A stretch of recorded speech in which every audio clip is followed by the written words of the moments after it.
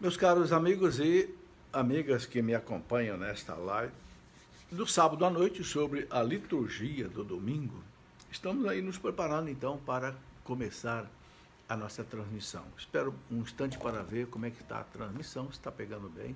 Aqui na nossa cidade está dando um temporal bastante forte, não sei se isso pode interromper aí a nossa transmissão, mas vamos começar a nossa conversa sobre a liturgia deste quinto domingo da Quaresma, onde a igreja, já assim, às portas da Páscoa, coloca para nós exatamente a alegria que a Páscoa traz da salvação. Esse é o tema básico da liturgia deste domingo. As leituras giram em torno disso. O perdão que a Páscoa nos traz, né? A reconciliação do povo com Deus, o Antigo Testamento mostrando a volta do povo da Babilônia, enfim, enaltecendo a figura da Páscoa. É isso que nós vamos conversar um pouco hoje. Vamos começar rezando, pedindo ao Senhor a sua graça, a sua bênção. Para você que me acompanha aí, para mim que estou aqui, para que, eu que estou aqui, para que a gente possa trazer aquilo que Deus de fato quer para nós. Em nome do Pai, e do Filho, e do Espírito Santo. Amém. Vinde, Espírito Santo, enchei os corações dos vossos fiéis, acendei neles o fogo do vosso amor. Enviai, Senhor, o teu Santo Espírito, tudo será criado, renovareis a face da terra. Oremos, ó Deus, que instruíste os corações dos vossos fiéis, com a luz do Espírito Santo. Fazei que apreciemos retamente todas as coisas, segundo o mesmo Espírito, e gozemos sempre da sua consolação, por Cristo nosso Senhor. Amém. Suplicando à Virgem Maria sua intercessão por nós neste momento. Ela que é nossa mãe, a nossa guia espiritual. Ave Maria, cheia de graça, o Senhor é convosco. Bendita sois vós entre as mulheres, e bendito é o fruto do vosso ventre, Jesus. Santa Maria, Mãe de Deus, rogai por nós, pecadores, agora e na hora de nossa morte. Amém. Glória ao Pai, ao Filho e ao Espírito Santo, como era no princípio, agora e sempre. Amém. Glorioso São José, rogai por nós. São Miguel Arcanjo, defendei-nos no combate. Em nome do Pai, do Filho e do Espírito Santo. Amém. Boa noite, meus amigos e amigas que estão aí entrando na nossa live, para a nossa conversa. Então, hoje nós queremos conversar um pouco sobre a liturgia deste domingo. Eu faço isso para que a gente possa, assim, com mais calma, meditar aquilo que a igreja coloca para nós. E o tema desse quinto domingo da Quaresma, são 6 domingos, depois já temos o domingo de Ramos. Então, a igreja, bem próximo da Páscoa, já a igreja coloca para nós a alegria da Páscoa. As leituras vão falar disso. A alegria, a esperança, o perdão que Deus nos dá. A primeira leitura, que é tirada do livro do profeta Isaías, é o capítulo 43, do versículo 16 até 21. Qual é o contexto desse texto? Sabemos que o livro de Isaías foi escrito por 3 Isaías. O Isaías 1, o Isaías 2 e o Isaías 3. Por que essa diferença? O Isaías 1, ele escreveu antes da ida do povo para o exílio da Babilônia. É do capítulo 1 até o capítulo 40 de Isaías. Depois o Isaías 2, ele escreveu com o povo no exílio. Então esse texto de hoje pega exatamente isso, que é o capítulo 43. Do capítulo 40 de Isaías até mais ou menos lá os 55, o povo estava no exílio da Babilônia. Ok? Depois, a terceira parte, o Isaías 3, que vai até o final do livro do profeta Isaías, capítulo 66. Então, é o povo já de volta aqui na Terra Santa. Então, é importante entender isso. O livro de Isaías tem 3 partes. A primeira parte foi escrita antes do exílio da Babilônia, até o capítulo 40. A segunda parte, de 40 a 55, mais ou menos, com o povo no exílio, e 55 até 66, com o povo já na Terra Santa, de volta do exílio. Bom, esse texto, Isaías 43, de 16 até 21, o povo está no exílio, mas Deus já vai falando para eles da esperança da volta para a Terra Santa, como se fosse um novo êxodo. No êxodo, o povo saiu lá do Egito e veio para a Terra Santa. Agora o povo está lá num outro cativeiro, não é mais o Egito, mas é a Babilônia, e Deus promete a volta para a Terra Santa. É o contexto de Isaías 43, 16 até 21. Isso tudo está ligado com a Páscoa, porque a Páscoa para os judeus foi exatamente isso, essa passagem pelo Mar Vermelho para a terra da liberdade, na Terra Santa. Né? E o povo da Babilônia vai para de volta à liberdade da terra prometida. Okay? Então diz o profeta, e agora eis o que diz o Senhor, aquele que te criou, Jacó, ou melhor, desculpa, versículo 16, eu peguei do versículo errado aqui, versículo 16, eis o que diz o Senhor, que abriu uma passagem através do mar, um caminho em meio às ondas. Aí, lembrando a Páscoa dos judeus, que é passagem pelo Mar Vermelho, da libertação do Egito para a Terra Santa. Que põe em campo carros e cavalos, a tropa de soldados e chefes, e eles caíram então para nunca mais se levantar. Ou seja, é a libertação, né? Vencendo os inimigos. Extinguiram-se como um pavio de vela. Não vos lembreis mais dos acontecimentos de outrora, não recordeis mais as coisas antigas, porque eis que vou fazer obra nova. Então Deus está dizendo, não olhe mais para trás. Não olhe mais para o cativeiro que vocês viveram aí cerca de 70 anos. Vou fazer uma obra nova, né? A qual já surge, não a vedes? Vou abrir uma via pelo deserto. Que via pelo deserto é essa? É a volta da Babilônia, do exílio da Babilônia para Jerusalém. E fazer correr arroios pela estepe. Arroios são rios no deserto, sinal de, né, fartura, de vida boa. Dar-me-ão glória os animais selvagens, os sacais, né, os avestruzes, pois terei feito jorrar água no deserto e correr arroios na estepe, para saciar a sede do meu povo, meu eleito. O povo que formei para mim contará meus feitos. Bom, não é sempre fácil a gente interpretar uma leitura do Antigo Testamento. A gente tem que ser colocada no contexto. Então, essa leitura, Isaías 43, 16 a 21, exatamente anima o povo que está na Babilônia para a volta para a Terra Prometida, como se fosse uma nova Páscoa. Aquela do Egito para a Terra Santa, agora da Babilônia para a Terra Santa. Ok? Muito bem. Aí nós temos o Salmo 126, que é um salmo de alegria, um salmo que canta, né, a esperança do povo que se alegra com a Páscoa por poder voltar. É um salmo muito bonito que diz, né?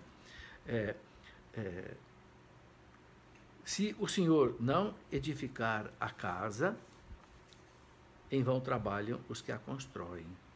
Se o Senhor não guardar a cidade, em vão vigiam as sentinelas. Né? Então, ele vai colocando aí esta alegria. Né? Inútil levantar-vos antes da aurora, atrasar até alta noite o vosso descanso, para comer o pão de um duro trabalho. Né? Pois Deus o dá aos seus amados até durante o sono. Então, o salmista aí canta a alegria exatamente da Páscoa, da felicidade que Deus concede, né, àqueles que ele coloca. Né? E o Salmo 125, né, o salmo que ele canta, né, essa alegria mais precisamente, é o que diz assim, né? Quando o Senhor reconduzia os cativos de Sião, estávamos como sonhando. Né? Em nossa boca só havia expressões de alegria, em nossos lábios canto de triunfo. Entre os pagãos se dizia, o Senhor fez por eles grandes coisas. Sim, o Senhor fez por nós grandes coisas. É a libertação. Lembrando a Páscoa do Egito, lembrando a Páscoa da Babilônia para a Terra Santa. Sim, o Senhor fez por nós grandes coisas. Ficamos exultantes de alegria. Mudai, Senhor, a nossa sorte, como as correntes nos desertos do sul. Os que semeiam entre lágrimas recolherão com alegria. Olha, acho tão bonito esse texto que diz, os que semeiam entre lágrimas recolherão com alegria. Na ida caminham chorando, os que levam a semente a espergir. Na volta virão com alegria, quando trouxerem os seus feixes. Isso é uma palavra muito bonita que diz, não é? Aqueles que vão semeando entre lágrimas, plantando, né? Com sacrifício, com o duro trabalho, mas depois a colheita vai ser uma alegria. Né? Então Deus está mostrando aí a alegria do povo que, né, volta do exílio para a Terra Santa. Bom, depois nós temos a carta aos Filipenses, né? Carta de São Paulo aos Filipenses, capítulo 3, né? Onde nós encontramos aí do versículo 18, do versículo 8 até o versículo 14. Então, Filipenses de 8 até 14. Tudo nesse mesmo contexto. Então, São Paulo diz assim, nesse texto, né? Na verdade, julgo como perda todas as coisas em comparação com esse bem supremo, o conhecimento de Jesus Cristo, meu Senhor. Bom, por que Paulo, então, agora no Novo Testamento, ele só quer saber de Jesus Cristo? O resto para mim é perda. O resto para mim não vale nada. Ele fala que seria assim como que esterco. Porque Cristo é o Redentor. Cristo é a nossa Páscoa. Né? As leituras de hoje querem colocar a gente assim já bem de frente com a Páscoa. Lembrou da Páscoa lá dos judeus no Antigo Testamento, do Egito para a Terra Prometida, da Babilônia para a Terra Prometida, mas quem é o autor da Páscoa verdadeira, a nossa Páscoa, é Jesus Cristo. Por isso que a igreja coloca então esse texto de São Paulo. Na verdade, julgo como perda todas as coisas em comparação com esse bem supremo, o conhecimento de Jesus Cristo, meu Senhor. Então, meus irmãos, nós temos que, nessa palavra, buscar o conhecimento de Jesus Cristo, que é o nosso Senhor. Conhecer a sua palavra. E conhecer para o judeu não era apenas assim algo intelectual, não, era algo no coração, é ter intimidade com alguém. Conhecer alguém para o judeu era ter intimidade com a pessoa, ter uma amizade assim profunda. Então, o que São Paulo quer lembrar para nós aqui, que nós precisamos conhecer Jesus Cristo, não só pela sua palavra, pela sua história, pelos seus milagres, né? Por tudo aquilo que ele fez, mas conhecer Jesus na intimidade. Ele fala, meu Senhor. Olha, gente, a palavra meu Senhor significa meu dono. O Senhor, para aquele contexto histórico, se falava para o dono de um escravo, né? Tinha o Senhor e tinha o servo, o escravo. Então, Paulo fala, meu Senhor. O escravo, ele pertence ao Senhor 100%. Não tinha nem direito à sua vida. Então, São Paulo quer conhecer Jesus Cristo, o meu Senhor. É um alerta para nós. Aí ele fala, por ele tudo desprezei e tenho em conta de esterco, a fim de ganhar Cristo. Paulo é radical mesmo, né? Tudo para mim não vale nada, é como se fosse esterco comparado com Jesus Cristo. É bastante forte essa comparação. Estar com Ele, estar com Cristo. A gente deve fazer esse exercício. Como é que a gente pode estar com Cristo? Pela oração, pela meditação das suas palavras no Evangelho, pela meditação dos fatos da vida de Jesus, por exemplo, você meditar a paixão de Jesus, por exemplo, na Via Sacra, né? Estar com Jesus na Eucaristia, na comunhão, estar com Jesus na confissão, onde Ele te perdoa, né? Enfim, estar com Jesus em todas as oportunidades que a igreja coloca. Paulo diz assim, estar com Ele, não com minha justiça, que vem da lei, mas com a justiça que se obtém com a fé em Jesus Cristo, a justiça que vem de Deus pela fé.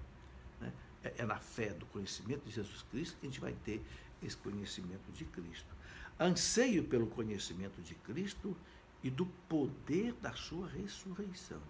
Então, Paulo meditava muito na ressurreição de Jesus, no poder da sua ressurreição. Pela sua ressurreição, ele explodiu o inferno, explodiu a nossa morte eterna, nos trouxe de volta para Deus. Né? Pela participação em seus sofrimentos, tornando-me semelhante a Ele na morte, com a esperança de conseguir a ressurreição dentre os mortos. E Paulo amava tanto Jesus que ele queria se conformar com o Cristo, inclusive nos seus sofrimentos. Ele fala, para quê? Com a esperança de conseguir a ressurreição dentre os mortos. São Paulo coloca isso, né? O cristão, ele participa da sorte de Cristo, né? Na carta aos Colossenses, lá no capítulo 3, né? Versículo 18, ele fala, né? Ou melhor, capítulo 1, versículo 24, ele fala: completo na minha carne o que falta a paixão de Cristo pelo seu corpo, que é a igreja. Então, nesse conhecimento de Cristo, a nossa Páscoa, como São Paulo diz, Paulo coloca aí o seguinte: é preciso participar também da vida de Cristo, da luta de Cristo, do projeto de Cristo para salvar a humanidade, né? Eu já falei aqui uma vez que a gente pode participar da luta de Cristo pela igreja de 3 maneiras, pelo menos, né? Rezando pela igreja, trabalhando pela igreja e sofrendo pela igreja. É o que Paulo coloca aí, nesse seu anseio de conhecer Jesus Cristo. E ele continua, né? Nós vamos até o versículo 20, até o versículo 14, ele fala assim: não pretendo dizer que já alcancei esta meta e que cheguei à perfeição. Não. Mas eu me empenho em conquistá-la uma vez que também eu fui conquistado por Jesus Cristo. Então, Paulo deixa claro aqui o seguinte: ele não chegou ainda à perfeição. Ele não chegou ainda à sua salvação. Ele luta. Ele fala: eu vou deixando para trás o que passou e eu vou buscando o que está para frente, né? Nós também. Nós recebemos a graça do batismo, a graça, né, que nós temos aí na igreja, mas nós temos que lutar. Nós não chegamos ainda à nossa meta. A nossa santificação ainda não aconteceu. A santificação é algo, meus irmãos, que a gente vai lutar por ela até o dia da morte. Por quê? Porque sempre nós temos coisas a melhorar. Me faz lembrar aquele versículo de São Paulo, da segunda carta aos Coríntios, capítulo 4, versículo 16, onde São Paulo diz assim: não importa que meu corpo vá morrendo, importa que meu espírito vá se renovando a cada dia. Então, a nossa missão de cristão é ir com calma, com perseverança e com fé, buscando o nosso aperfeiçoamento. Se Paulo, a perfeição que Paulo era, ele diz aqui, né? Não pretendo dizer que já alcancei essa meta. Que meta? O que ele colocou, o conhecimento de Jesus Cristo, né? E que cheguei à perfeição. Não cheguei à perfeição ainda. Mas eu me empenho em conquistá-la, uma vez que também eu fui conquistado por Jesus Cristo. Então Paulo fala: eu tenho que me empenhar em chegar à perfeição. Por quê? Porque Cristo também, ele fala, me conquistou. Ora, se Cristo me conquistou, Cristo me deu a fé, Cristo me deu o batismo, Cristo me deu a igreja, eu tenho também que lutar para chegar a essa perfeição. E ele fala assim: consciente de não tê-la ainda conquistado, só procuro isto. O que ele fala? Prescindindo do passado, ou seja, deixando para trás o passado e atirando-me ao que resta para a frente, persigo o alvo, rumo ao prêmio celeste, ao qual Deus nos chama em Jesus Cristo. Né? Paulo é bem claro. Com tudo isso que ele quer, conhecer Jesus Cristo, chegar à perfeição, ele fala: então, eu deixo para trás o passado, olho para frente, e ele fala, né? Persigo o alvo, rumo ao prêmio celeste, ao qual Deus nos chama em Jesus Cristo. Olha, meus irmãos, o alvo é o céu. Paulo fala, né? Ele coloca aqui a meta para Paulo, o prêmio celeste. Sabe, nós temos que pensar nisso. A gente muitas vezes não gosta de ficar pensando na morte, etc. tal, mas nós temos que pensar no céu. O céu é a nossa meta, né? São Paulo, na carta aos Filipenses, no capítulo 3, versículo 20, ele fala: nós somos cidadãos do céu. Nós não somos cidadãos da terra. A terra é uma passagem. Não sei se você já reparou, por que tudo aqui nesse mundo é precário?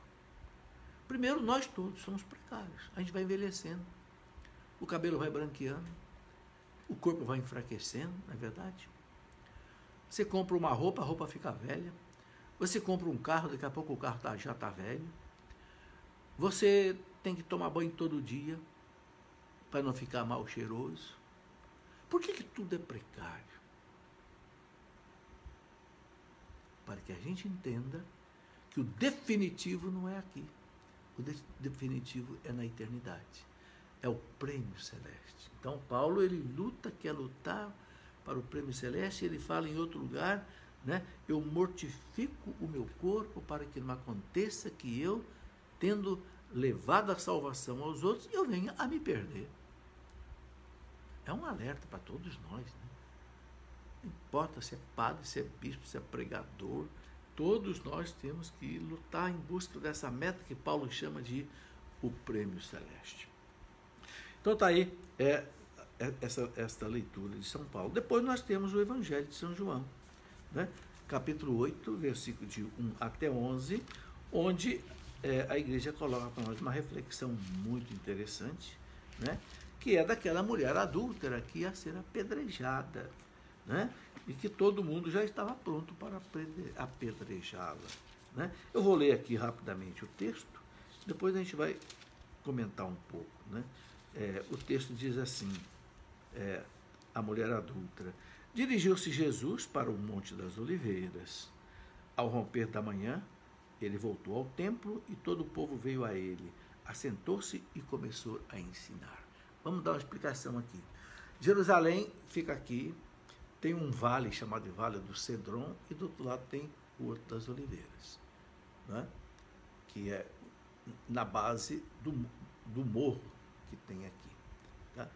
Nesse Horto das Oliveiras, onde Jesus ia muito rezar, Davi passou por ali, Ezequiel dali teve uma visão da glória de Deus. O Horto das Oliveiras, ainda hoje tem oliveiras de 2000 anos. Tem oliveira ali do tempo de Cristo, eu pude ver com meus olhos. Porque a oliveira ela não morre, ela vai sempre dando brotos.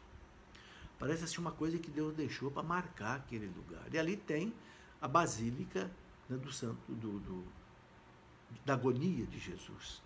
Em cima daquela pedra onde Jesus teve aquela agonia, foi construída uma basílica por Santa Helena, lá no século IV, mais ou menos, e ela foi reconstruída hoje, está ali uma basílica muito bonita. Então você tem Jerusalém de um lado, o Vale do Cedron e o Horto das Oliveiras. E Jesus, ele ia sempre dormir no Horto das Oliveiras. Por isso que ele foi preso depois lá no Horto das Oliveiras. Porque ali ele dormia com os apóstolos ali. Era um local de oração, né?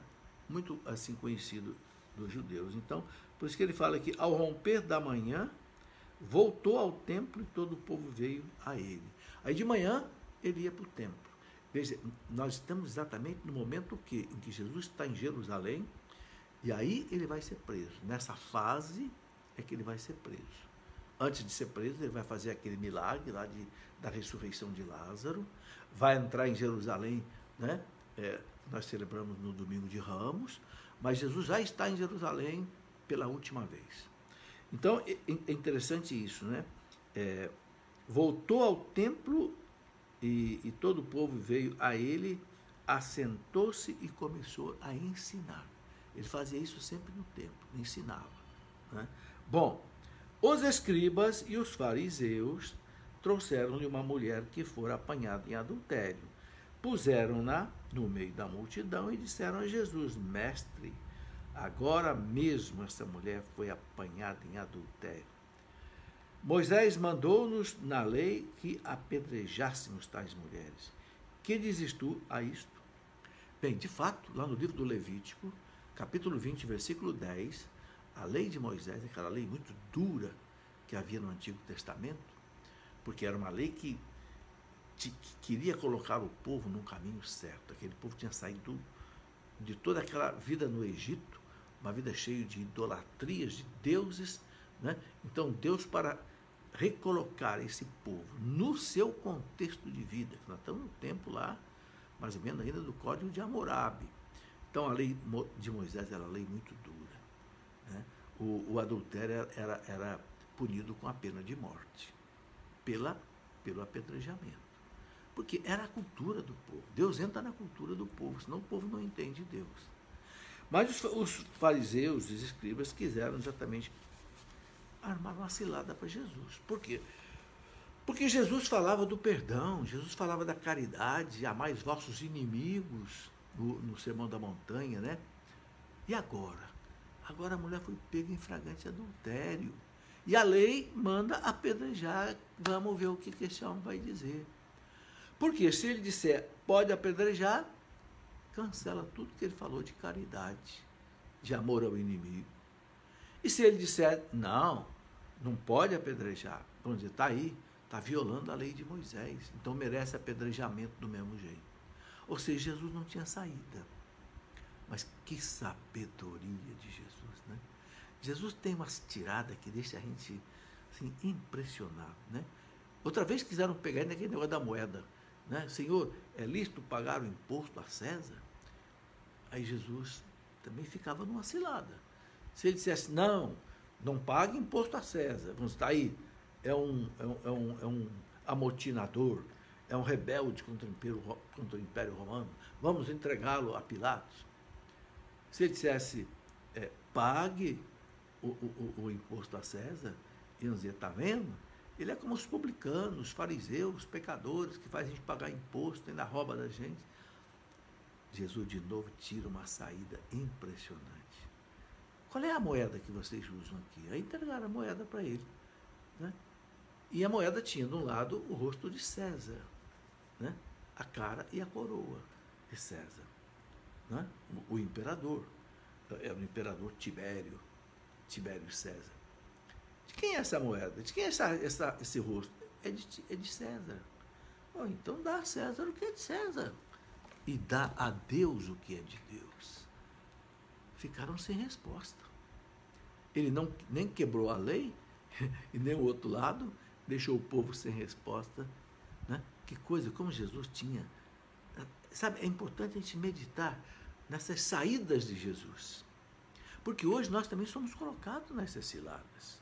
Os inimigos da igreja, os inimigos do cristianismo também põem a gente em ciladas. Então, a gente tem que pedir a Jesus essa sabedoria dele, né? E ele fala, né, que quando a gente for colocado numa situação difícil, ele fala, não é você que vai falar, não, é o Espírito, meu Pai, que vai falar através de você. Ou seja, Jesus nos dá a sua sabedoria também. E aqui no caso dessa mulher, pega em flagrante adultério, né? Vamos ver então como é que Jesus reage, né? Perguntaram-lhe isso a fim de pô-lo à prova e poderem acusá-lo. Maldade, né? Agora que coisa impressionante, meus irmãos, aquela mulher estava ali, entregue à morte, ela não tinha mais saída, ninguém ia defendê-lo, ninguém ali ousava desafiar aqueles fariseus, doutores da lei. O povo já estava com as pedras na mão, não tenha dúvida, para matar aquela mulher. E certamente já tinham matado outras, né? Bom, Jesus, porém, se inclinou para a frente e escrevia com o dedo na terra. Engraçado, né? Ele estava sentado, diz aqui o texto, ensinando, se abaixou e começou a escrever na terra. Pensou, o que será que ele escrevia na terra? Alguns arriscam dizer que ele escrevia o nome daquelas pessoas que já estavam com as pedras na mão para apedrejar a mulher. Bom, isso aí nós podemos dizer que é apenas uma sugestão, né? Mas aí o que acontece de fato é isso, né? Como eles insistissem, ergueu-se e disse-lhes. Jesus estava sentado. Ele fez que não era com ele. Ficou riscando lá no chão, escrevendo lá no chão, como quem diz. Vocês estão me colocando numa cilada, isso não é comigo. Mas como insistiram, e aí, Senhor, como é que fica? Não vai dizer nada? Vai ficar quieto? Vai dar uma de fujão? Aí o texto de Jesus então se levantou. Olha aqui, né? Como eles insistissem, ergueu-se, ficou de pé, e disse-lhes, quem de vós estiver sem pecado, seja o primeiro a lhe atirar uma pedra. Que resposta espetacular, né? Tudo bem, vocês querem apedrejar essa mulher de acordo com a lei? Pode apedrejar, eu não vou proibir, mas só tem uma coisa, só vou pedir uma coisa, atire a primeira pedra aquele que não tiver pecado. Certamente Jesus fez a consciência deles pesar naquela hora, porque todos eram pecadores. E que coisa bonita, meus irmãos, Nunca tinha acontecido isso, né? Ele sempre deve ter apedrejado muitas mulheres sem olhar os seus pecados. Mas aqui, né? A essas palavras, sentindo-se acusados pela sua própria consciência, eles se foram retirando um por um até o último, a começar pelos mais idosos. É muito interessante isso, né? Um por um foram deixando as pedras caírem no chão, foram se retirando. Agora, o texto fala aqui, a partir dos mais idosos. Eram mais pecadores. Nós que já somos idosos, a gente passa a enxergar mais os nossos pecados, sabe? É verdade isso. Os jovens parece que não enxergam muito os seus pecados, não. Mas a gente, quando vai ficando mais velho, vai olhando para o passado, as burradas que a gente fez, os pecados que a gente cometeu, pesa mais. Então, por isso que os primeiros que saíram foram os mais velhos. Ó, até que não ficou ninguém. E aí Jesus pergunta para a mulher, né? Que coisa maravilhosa, né? Ficou Jesus sozinho com a mulher diante dele. Foi todo mundo embora. Nossa, ficou só Jesus e ela. Né?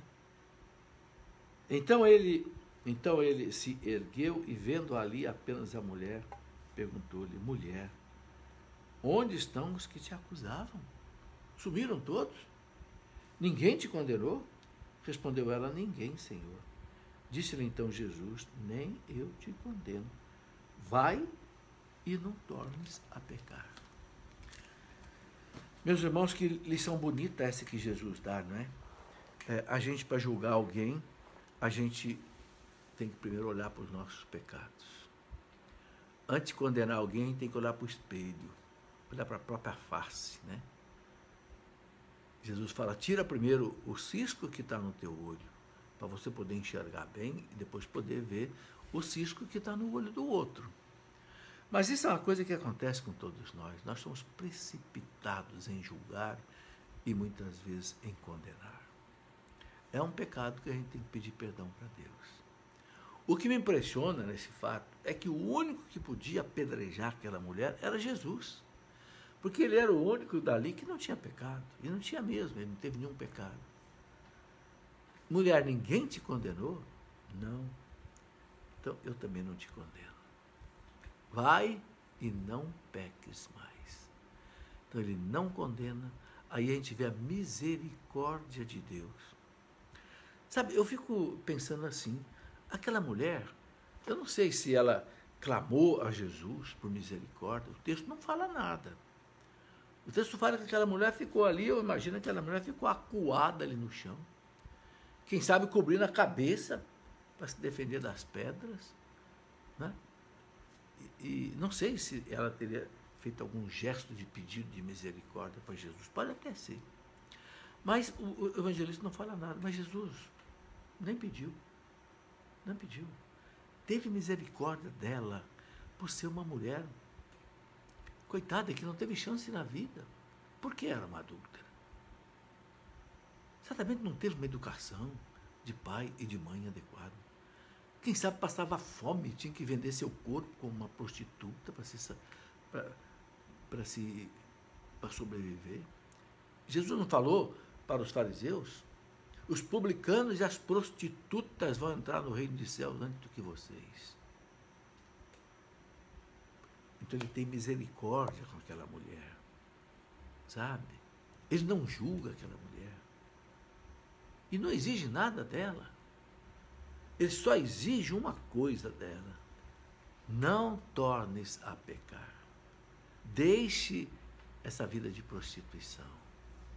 Comece uma vida nova. Né? Você ganhou um suplemento de vida. Era para você estar morta aqui agora, massacrada com pedras. Eu te dou uma vida nova. Eu te dou um começo novo, um suplemento de vida. Então, não peque mais. Mude de vida. Comece uma vida nova. E é o que nós temos que fazer também. A gente tem que perdoar as pessoas, né? Mas tem que exigir que as pessoas mudem de vida. Não peques mais. Não basta chegar para as prostitutas, como eu já vi no site do governo anterior, né? Um kit de prostituta. Ah, você é prostituta, então você vai ter um kit de prostituta, vai ter carteira assinada de prostituta. Não, nada disso. Vamos ajudar a prostituta sim, mas vamos tirá-la da prostituição. É o que Jesus quer. Não tornes a pecar. Vamos ajudar o ladrão? Vamos, mas não tornes a roubar. Vamos ajudar aquele que é adúltero? Sim, vamos perdoar, mas não torne a adulterar. Entende? Quer dizer, por quê? Porque o pecado é a desgraça. O pecado é a morte da alma. O pecado é que nos separa de Deus. Então, isso que Jesus exige dessa mulher, não peques mais. É muito importante. É muito importante. Ele deu vida nova a ela. Né? Ele deu a ela um acréscimo de vida, mas ele quer que esse acréscimo de vida que ele deu a ela seja uma vida nova. Não uma vida que continue na prostituição. Sabe, está totalmente errada essa filosofia de querer valorizar a prostituta. Então, quando houve, por exemplo, a Copa do Mundo do Brasil, fizeram curso de inglês para prostitutas, curso de francês, para saberem abordar melhor os turistas que vinham de fora. E prepararam kit para né, um kit de camisinha, não sei o quê, gel, não sei o quê. Hipocrisia. Hipocrisia, afundar essa mulher ainda mais na prostituição. Não, meus irmãos, a solução correta não é essa. A solução correta é dizer para ela, não peques mais. O seu corpo é templo do Espírito Santo. E se você foi batizada, você é membro de Cristo. Você vai entregar o corpo de Cristo à prostituição. É isso que nós temos que dizer para uma prostituta. Sabe, como eu fico triste, meus irmãos, como eu vejo na beirada da estrada, essas meninas, né, tantas vezes aí, de shortinho bem curto, né, pouca roupa, para atrair caminhoneiros, passageiros, para, né, viver a prostituição com elas. É uma filha de Deus. Quem sabe foi batizada, templo do Espírito Santo. Não. Sabe, a lição dessa mulher prostituta perdoada por Jesus é muito bonito, porque a misericórdia de Jesus está aberta até as prostitutas. Eu me lembro que, na história da igreja, quando se construíam as grandes basílicas na Idade Média, todo o povo cristão queria ajudar. Né? Interessante, o povo puxava as carroças de pedra no lugar dos animais, como sinal de penitência para construir aquelas catedrais gigantescas que nós temos aí na Idade Média toda, né? É engraçado que uma dessas construções de igreja na França, um sindicato, vamos chamar de sindicato, não existia ainda, mas algo assim, né? Uma corporação de prostitutas, perguntaram para o bispo se elas podiam dar contribuição delas para construir a basílica. E sabe que o bispo aceitou? E o bispo disse, aceito, né? E peço a vocês que mudem de vida. Interessante isso, né? Sabe, meus irmãos, esse pecado da prostituição é um dos pecados mais antigos da história do homem. Mas é um pecado que fere muito o coração de Deus. Porque São Paulo fala, o pecado com o corpo é muito grave. Porque o corpo é templo do Espírito Santo. São Paulo fala, aquele que destruir o templo do Espírito Santo, que é o nosso corpo, Deus destruirá. Entende? A gente sabe como é triste o fim das prostitutas, né? Um fim doloroso, porque elas se destroem.